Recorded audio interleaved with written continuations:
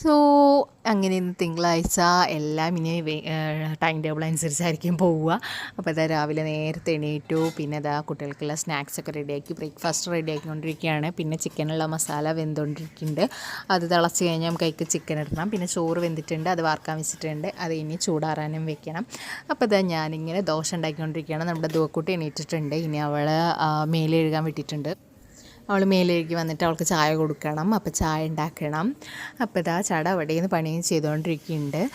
കുട്ടികൾ സ്കൂളിലേക്ക് പോകുന്നതിന് മുമ്പ് നമ്മുടെ എല്ലാ പണിയും കിച്ചണിലത്തെ എല്ലാ പരിപാടിയും കഴിഞ്ഞാൽ പിന്നീട് അടിച്ച് തുടക്കുകയൊക്കെ ചെയ്യാമല്ലോ.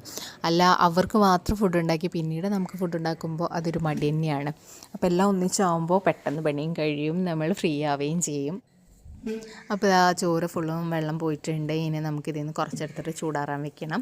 പിന്നെ ചിക്കൻ വേഗം കഴുകുക, തിളയ്ക്കുന്നുണ്ട്. അപ്പോൾ ചിക്കൻ വേഗം കഴുകിയിട്ട് നമുക്കതിലേക്ക് ഇടാം കേട്ടോ. അപ്പോൾ ഇന്നലെ കൊണ്ടുവന്നാണ് ചിക്കന്. പിന്നെ നമ്മുടെ പേളിക്കുള്ള കോഴിയുടെ കാലും കൊണ്ടുവന്നിട്ടുണ്ട്. അതും നന്നാക്കി വേവിച്ചിട്ടുണ്ട് കേട്ടോ. അപ്പോൾ അത് മഞ്ഞൾപ്പൊടി ഇട്ടിട്ട് വേവിച്ച് വെച്ചിട്ടുണ്ട്. ഇനി പേളിക്ക് ഫുഡ് കൊടുക്കുമ്പോൾ അത് മിക്സ് ചെയ്ത് കൊടുക്കണം. അപ്പോൾ കുട്ടികളുടെ ഡ്രസ്സൊക്കെ അയൺ ചെയ്തു. ഇനി വേഗം അവരെ റെഡിയാക്കണം. ഇതാണ് പേളിക്കുള്ള ഫുഡ്. പിന്നെ കുട്ടികളെ ചോറ് ചൂടാറാൻ വെച്ചിട്ടുണ്ട്. ഇനി മുരിങ്ങേൻ്റെതും ശരിയാക്കാനുണ്ട്. അങ്ങനെ കുട്ടികൾ ചായയൊക്കെ കുടിച്ചു, ഡ്രസ്സൊക്കെ മാറി പോകാൻ നിൽക്കുകയാണ്. ഇവർക്ക് ഇന്ന് ക്ലാസ് ടെസ്റ്റ് ഉണ്ട്. അപ്പോൾ ഞാൻ ഓരോ ചോക്ലേറ്റ് കൊടുക്കുന്നുണ്ട്. എക്സാം ടൈമിലും ക്ലാസ് ടെസ്റ്റിൻ്റെ ടൈമിലും ഞാൻ ഓരോ ചോക്ലേറ്റ് കൊടുക്കാറുണ്ട് കേട്ടോ.